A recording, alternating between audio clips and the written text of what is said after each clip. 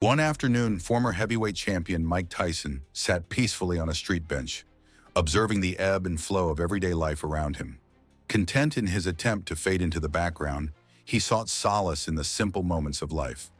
Dressed in a casual tracksuit, Tyson appeared to be just another man in the city. Nearby, a group of kids whispered excitedly as they recognized the legendary boxer, though they were too shy to approach him. The air was filled with the aroma of grilled meat, signaling the arrival of a local food vendor eager to begin another day of business. As the scent permeated the atmosphere, Tyson, his muscular physique at ease, sat perched on the bench, gently sipping from a bottle of water he had recently purchased. The former champion, accustomed to the glitz and glamour of the ring, seemed at peace in this moment, content to blend into the hustle and bustle of everyday life. His authoritative gait, however, carried with it a presence of intimidation. Officer Brad Wilkins patrolled the area, his attitude sharp and confrontational. Renowned for his blatant bigotry, Wilkins harbored a deep-seated hatred for people of color, masking his prejudice behind the guise of a law enforcement badge. His volatile temperament, coupled with an inflated sense of self-importance, set the stage for an inevitable confrontation. With a track record marred by police brutality, Wilkins strutted the streets, eager to satisfy his craving for power and dominance. As Officer Wilkins laid his cold, calculating gaze upon Tyson, his mind was already set. He saw Tyson as nothing more than just another black man aimlessly loitering, devoid of purpose. His eyes narrowed and a smirk crept across his face. He reveled in the opportunity to exercise his authority, believing it was his right to subjugate the perceived criminal. Each step Wilkins took brought him closer to Tyson, his arrogance swelling and fueling his misguided mission to assert his superiority. Tyson, unsuspecting and unaware of the storm brewing mere meters away, continued to bask in the serene surroundings. He was oblivious to the officer's approach, lost in the peaceful moment. As Wilkins neared, his lips curled into a smug smile, and he addressed Tyson with a dismissive tone. "Hey, you! Yeah, you on the bench. What are you doing just sitting there?" His voice was dripping with arrogance and condescension. Wilkins punctuated his question with a knowing nod, convinced that Tyson, like so many others before him, would cower at the sight of his uniform. However, Wilkins remained blissfully ignorant of the force he was antagonizing. He was unaware that Tyson's calm exterior concealed a tempestuous history of ruthless aggression and unparalleled strength. Tyson's piercing gaze flicked upwards, a single brow arching in response to the officer's unwarranted intrusion. "Is sitting illegal now?" Tyson asked, his words carrying an undercurrent of mocking incredulity. Wilkins, unwilling to relinquish his perceived dominance, scoffed. "You know damn well what I mean. What's a guy like you doing just hanging around here?" The emphasis Wilkins placed on the word guy was laced with racial animus, a thinly veiled reminder of the biases that underpinned his very being. But Tyson, impervious to the officer's blatant bigotry, let loose a sly smirk and shook his head dismissively. With a measured sip of water, Tyson remained stoic. His silence was a stark rebuke of Wilkins' attempts at provocation. Years of facing down fearsome opponents in the ring had instilled in Tyson a sense of inner strength and resilience that refused to be diminished by the petulant taunts of a man who derived his power from a shiny badge. As Wilkins' efforts to intimidate faltered, his ego bruised by Tyson's unaffected demeanor, his frustration reached a fever pitch. The silence between them grew interminable and unnerving, gnawing at Wilkins and corroding his illusion of control. Each passing moment without a response chipped away at the facade of bravado he had so carefully constructed, exposing the insecurities that festered beneath his bluster. Tyson's calm confidence, a weapon honed to perfection within the ropes of the boxing ring, proved to be just as formidable outside of it. His poise disarmed Wilkins, leaving the officer seething with impotent rage. The officer's mockery grew more venomous as he spat out his next words, his thinly veiled racism rearing its ugly head. "What, you deaf?" I said. "Get the hell up, boy." The word boy was loaded with centuries of oppression, cutting through the air like a blade. It was a deliberate and calculated attempt to emasculate Tyson and assert Wilkins' dominance. But Tyson remained steadfast. The word boy rang hollow against the backdrop of Tyson's accomplishments and the countless foes he had vanquished in the ring. Tyson's muscles tensed ever so slightly, a fleeting glimpse into the restrained power that coursed through his veins. Yet his expression remained impassive, his face a stoic mask that betrayed none of the simmering emotions lurking just beneath the surface. Wilkins, blind to the internal struggle within Tyson's psyche, mistook his composure for weakness. He assumed that the calmness was a sign of submission, a mistake that would soon have consequences. As the standoff intensified, a subtle shift occurred within the environment. Passers-by, drawn by the palpable tension, ceased their motions. Their gazes were riveted to the unfolding spectacle. Murmurs rippled through the assembled crowd, snippets of hushed conversation punctuated by gasps of recognition. "That's Mike Tyson," one person whispered, smartphone in hand, eager to capture the scene. "He's messing with the wrong guy."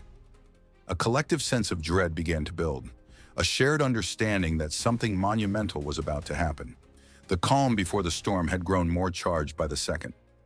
Wilkins, oblivious to the growing unease around him, pressed on. His sneer became grotesque as he leaned into Tyson's personal space, and the slur, steeped in bigotry and dripping with malice, left his lips with a venomous hiss. "I said speak up, knucker," he spat, unaware of the consequences that would soon unfold. Time seemed to slow as his words hung in the air, suspended by the intensity of the moment. The charged atmosphere, pregnant with the promise of chaos, felt like a taut wire, ready to snap at any second.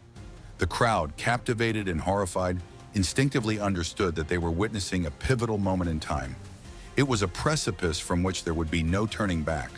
The tension in the air was suffocating, and all that remained was the palpable anticipation of the inevitable. Tyson, coiled like a spring, was poised on the edge of a volcanic eruption. The insult had become the catalyst for the devastation that was about to unfold. As the silence descended, time itself seemed to grind to a halt. Movement ceased, cars stalled in their tracks, and all that remained was the sense of inevitable chaos that hung in the air like a storm waiting to break. The collective breath of the crowd seemed to hold steady, the murmurs now replaced with a heavy stillness. Each person present understanding that this moment, this confrontation, was something that would not be easily forgotten. The consciousness of the crowd, united in a single, foreboding thought, had erected an invisible barrier between them and the impending disaster. A silent plea for Officer Wilkins to retreat, to avoid what was about to unfold, was felt by all. Yet Wilkins, his hatred and arrogance blinding him to the danger, continued to stand firm, unaware that the powder keg of violence was mere milliseconds away from igniting. Tyson's movements were deliberate and controlled, a stark contrast to the tempestuous fury that now swirled within him. With a slow, measured motion, he placed his water bottle on the bench. The plastic bottle's exterior clinked softly against the wood, and Tyson's fingers curled into fists, flexed and straining in anticipation, tendons taut beneath the skin. As the light receded from his face, swallowed by the gathering storm of rage, his expression contorted into a menacing scowl, a countenance that looked like a man on the brink of annihilation. A whispered murmur floated through the crowd, fraught with disbelief and horror, as the onlookers began to comprehend the grim reality of the situation. The words were a somber epitaph for Wilkins' life. "Oh, this guy just signed his death certificate." The weight of the words carried a finality, an acknowledgement that bloodshed was imminent, that the events unfolding before them would irrevocably alter the course of the day. As the crowd understood the gravity of the situation, a heavy hush fell over them. It was a communal realization, a collective understanding that they were about to witness a moment of irreparable violence. In a single fluid motion, Tyson rose to his full height, a monolith of raw power and coiled strength. As he straightened, Wilkins was thrust into the uncomfortable realization that he was no longer looking down upon his quarry, but was now forced to crane his neck upward, the shift in position signaling a gesture of submission. The sheer physicality of Tyson was staggering. His frame exuded an aura of primal dominance, an unspoken warning that left Wilkins reeling. His confidence, built on years of authority and arrogance, was shaken by the sheer enormity of the beast that stood before him. Tyson's voice, a guttural growl that emanated from the depths of his being, reverberated through the air, heavy with menace and dripping with venom. "What did you just say to me?" he repeated, each syllable an accusation and a promise of retribution for the offense that had been dealt. The temperature seemed to drop several degrees as he spoke. A tangible chill settled over the scene, as if the world itself recognized the impending cataclysm. Wilkins, his bravado now reduced to a mere whimper, stammered in response, realizing too late the gravity of his mistake. Still obstinate in his ignorance, Wilkins attempted to regain control of the situation, offering a weak smirk, an attempt to mask his rapidly fraying nerves. "You heard me now, what?" he sneered, his voice trembling in a pathetic imitation of taunting.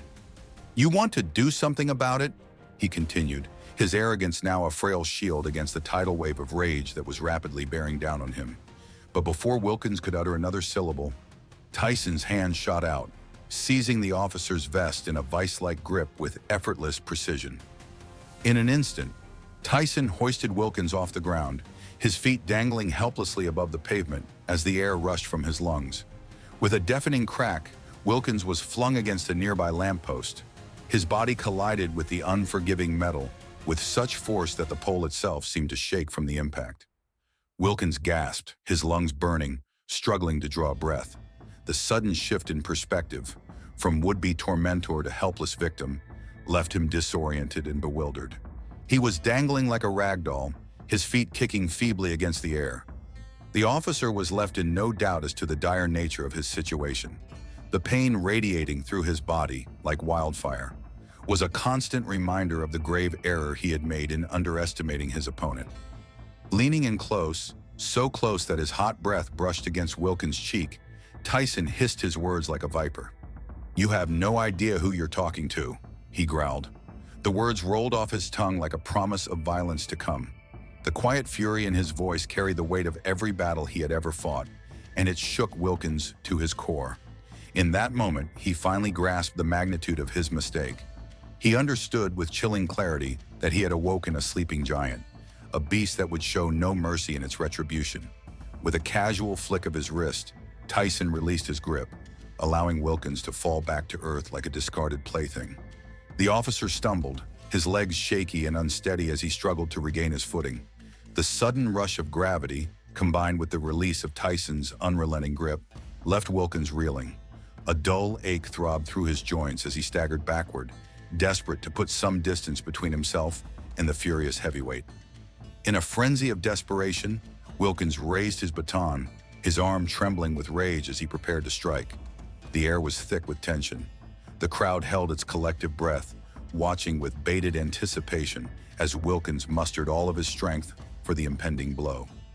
But before the baton could even descend, Tyson's fist shot out, lightning quick, connecting with Wilkins' face in a savage uppercut that sent the officer sprawling backward.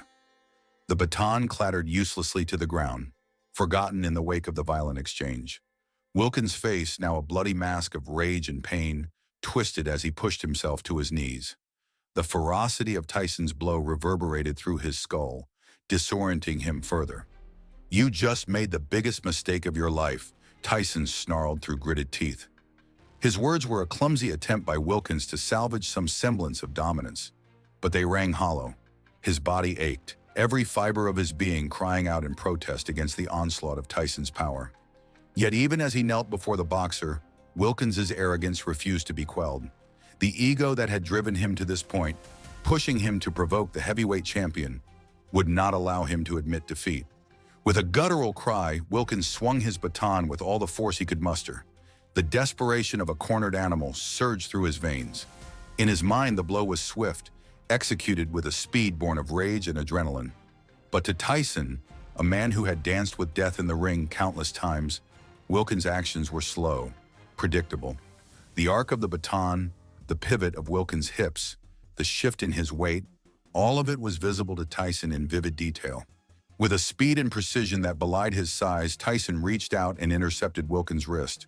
The bones ground together under the pressure of his grip, and Wilkins let out a sharp yelp of pain. The sound cut through the stunned silence of the onlookers. In a single fluid motion, Tyson flicked his wrist, sending the baton hurtling across the street with a loud clatter. Wilkins was now disarmed and at Tyson's mercy. He shrank back in fear, the pain in his wrist a constant reminder of the iron grip that held him fast. Tyson's voice, low and dangerous, pierced through the stillness like a razor. "You like to hit people, huh?" he growled. "Let's see how you like it." The barely contained fury in his tone was chilling, and it sent a shiver through Wilkins' bones. The boxer, known for his relentless brutality in the ring, now stood poised to unleash that same fury upon his helpless opponent. Wilkins' eyes darted around in panic. He realized with dawning horror that he was not dealing with a mere man, but with a force of nature, a primal predator about to claim its prey. The sound of flesh and bone colliding reverberated through the street, a sickening thud that signaled the beginning of Wilkins' undoing. Tyson's fist connected with the officer's gut with bone-crushing force. The impact was enough to hurl Wilkins into the air, his body twisting and contorting in agony. For a moment, Wilkins seemed to hang suspended in the air before gravity took hold, pulling him back to earth with a thud that echoed his shattered pride. As Wilkins' body crumpled to the ground, the crowd looked on in horrified awe. Their shocked gasps were a testament to the supernatural strength that had just been unleashed before them. It was as if they had just witnessed a mythological being step forth from legend, a creature whose power defied the laws of physics and humanity alike. Tyson stood over the officer, a towering figure of wrath and strength, as the silence that followed hung heavy in the air, thick with the realization of the monumental violence they had just witnessed. The swagger of a god, once an almost mythical presence, was no longer confined to the identity of just a man. It had evolved into something more profound, a symbol of the raw, untamed fury that resides dormant within us all.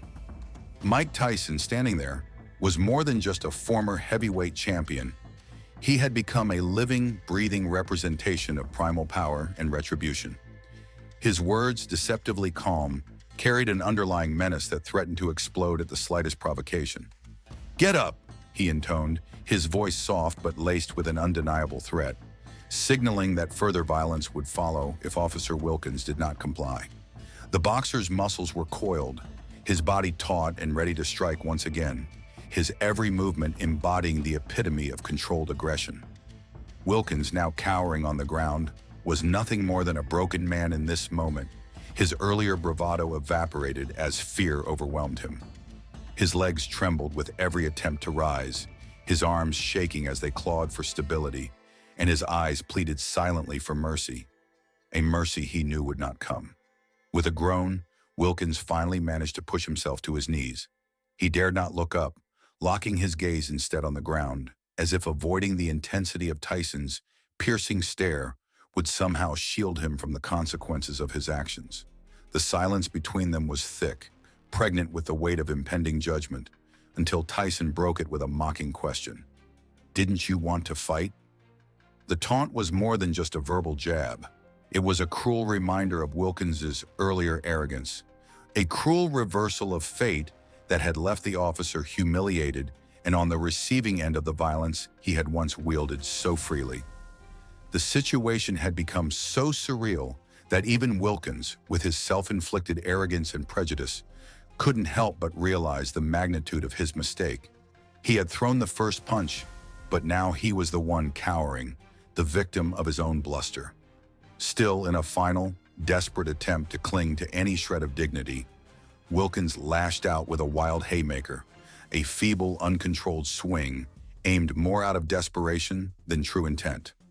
It was a move that Tyson had anticipated effortlessly. Tyson, with the predatory instincts of a seasoned boxer, sidestepped the blow with grace that defied his size.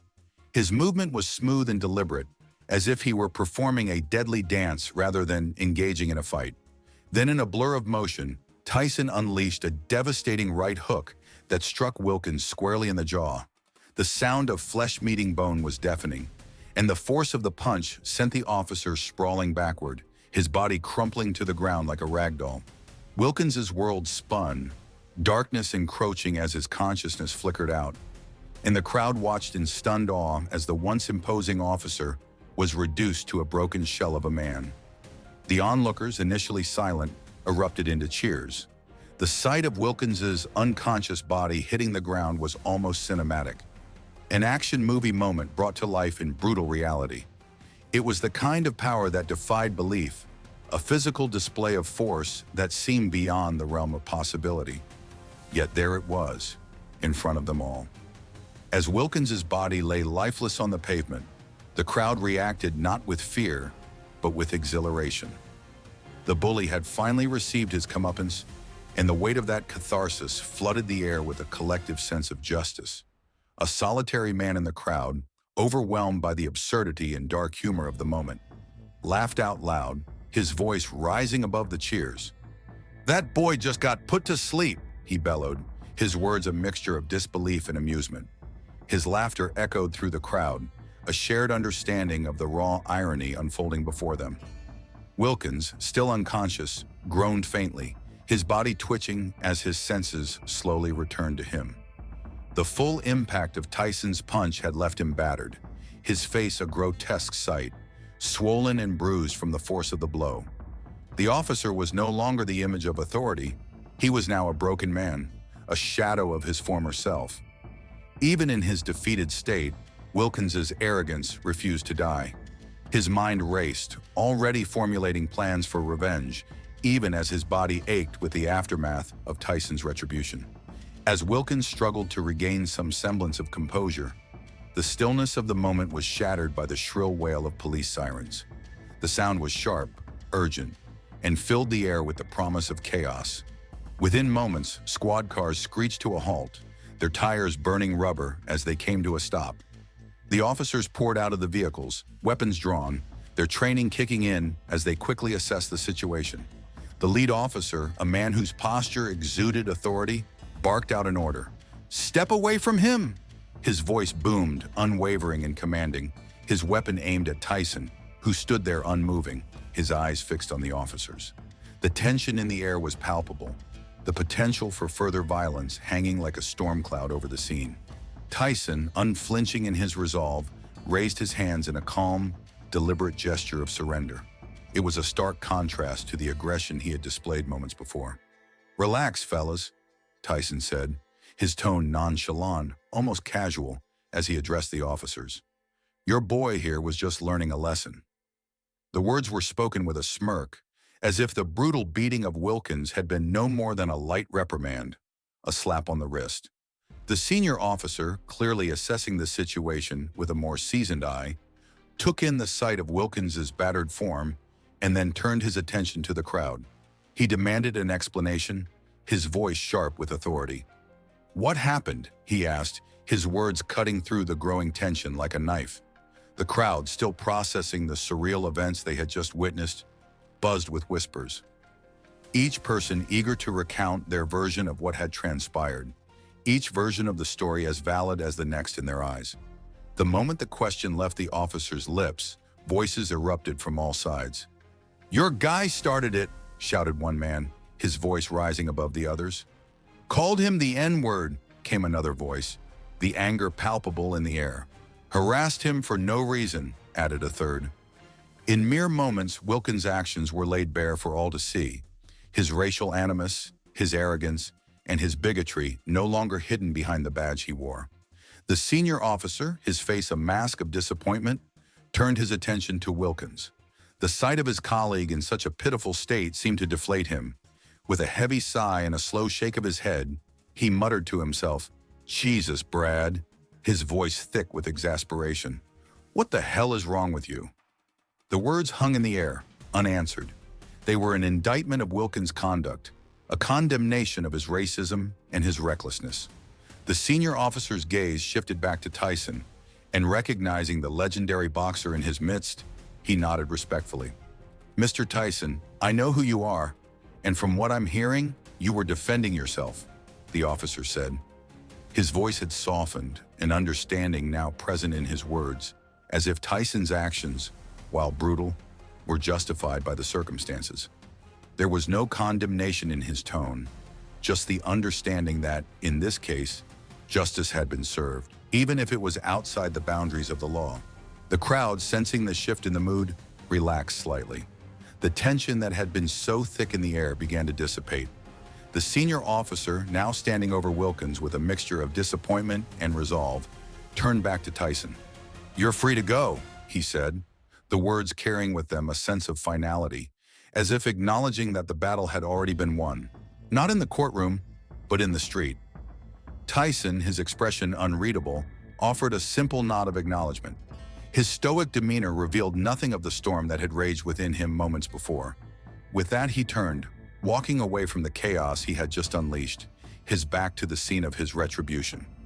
As he walked into the evening sun, the crowd erupted into spontaneous applause.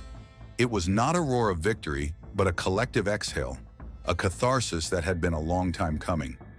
Tyson was no longer just a boxer in their eyes.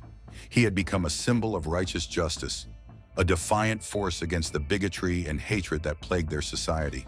The applause followed him as he disappeared around the corner, the sound fading into the distance like the final notes of a grand symphony. That night, as the world continued to turn, the news of the incident spread like wildfire. With the rise of the digital age, the footage of the encounter quickly made its way onto social media platforms, news stations, and online forums. The video went viral, sparking fresh debates and discussions about justice, violence, and race. People from all walks of life shared their opinions, some praising Tyson's bravery, others condemning the violence. For a few fleeting moments, the name Mike Tyson dominated the headlines once more, his legendary status both complicated and solidified by the events of that afternoon. Among the cacophony of opinions, one voice rose above,